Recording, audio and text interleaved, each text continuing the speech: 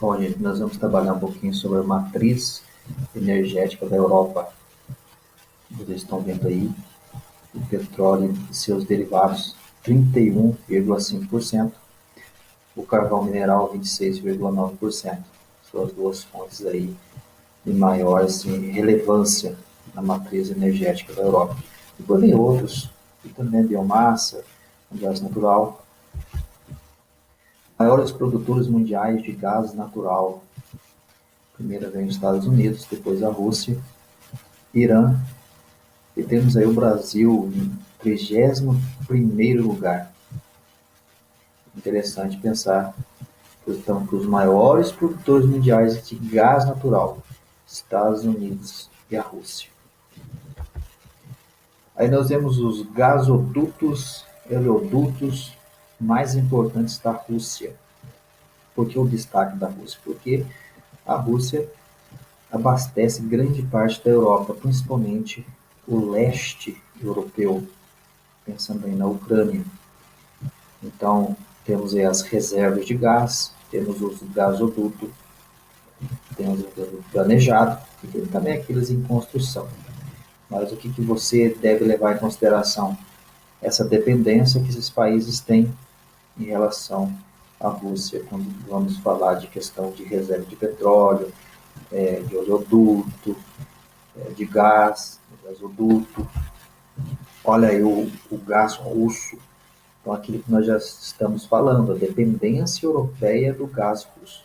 O leste europeu, então, de 80% a 100%.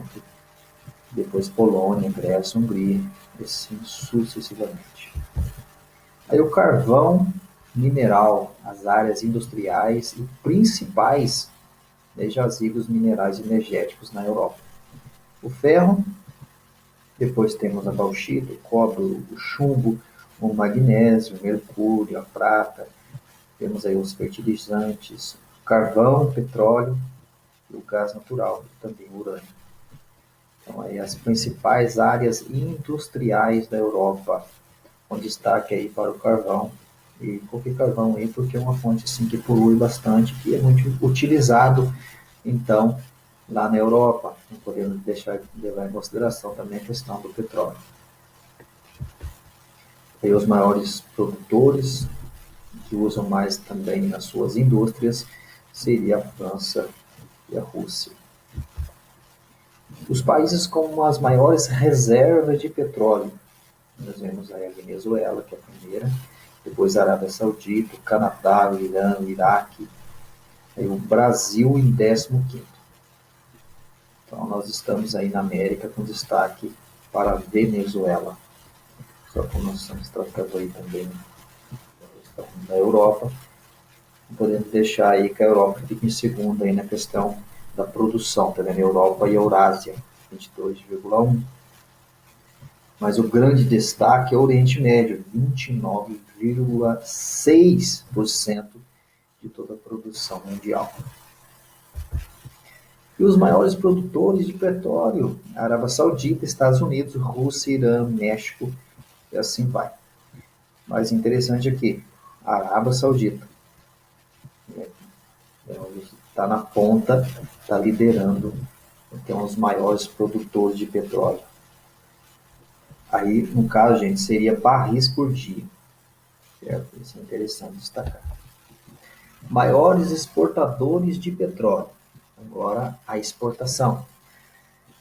Todos esses países que você está vendo em destaque aí no mapa são os maiores exportadores. Olha, Arábia Saudita, Kuwait, Iraque, Irã, Líbia, né? Quando fala de Líbia, já estão pensando o quê? Estão pensando aí na África. Em vários países da África aí são grandes exportadores de petróleo. E aqui na nossa América, a Venezuela. E o carvão mineral, temos as reservas, temos a produção e temos também o consumo. Então, reservas. Estados Unidos, Rússia, China, o Brasil em 13º. Produção, China em segundo, Estados Unidos. Depois, nós temos o consumo, né? China e Estados Unidos desse carvão mineral. E, consequentemente, são grandes poluidores do nosso planeta.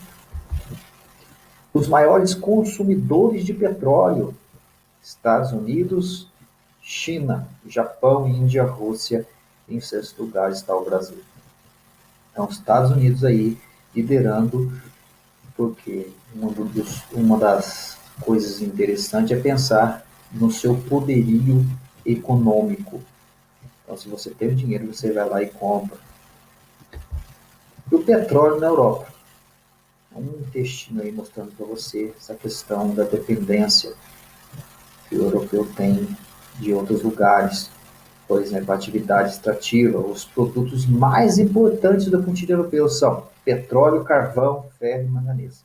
O petróleo é explorado no continente e no oceano, além da Rússia, lógico, parte da europeia, e do Azerbaijão. Outra região rica em petróleo é o Mar do Norte, onde a exploração é controlada pelo Reino Unido e Noruega.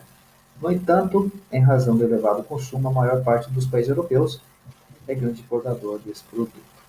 Então, tudo aquilo que eles produzem em seu território não é suficiente.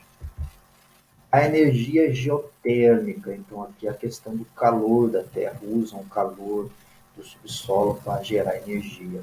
Isso aqui é uma grande fonte de energia que acontece na Islândia. Depois a energia eólica, através dos ventos, uma fonte muito interessante que está sendo muito trabalhada na Europa. Depois a nuclear, que é a mais limpa que nós temos no nosso planeta. A Europa também vem trabalhando essa questão, vem principalmente na parte científica, também nas indústrias. E o transporte alternativo na Europa. Aí você está vendo várias pessoas circulando com suas bicicletas. Isso é um ponto relevante, porque não só a questão ambiental, mas também a questão do que? A questão da saúde das pessoas. Então envolve muita coisa. É um exemplo a ser seguido pelo mundo. E também o uso do trem.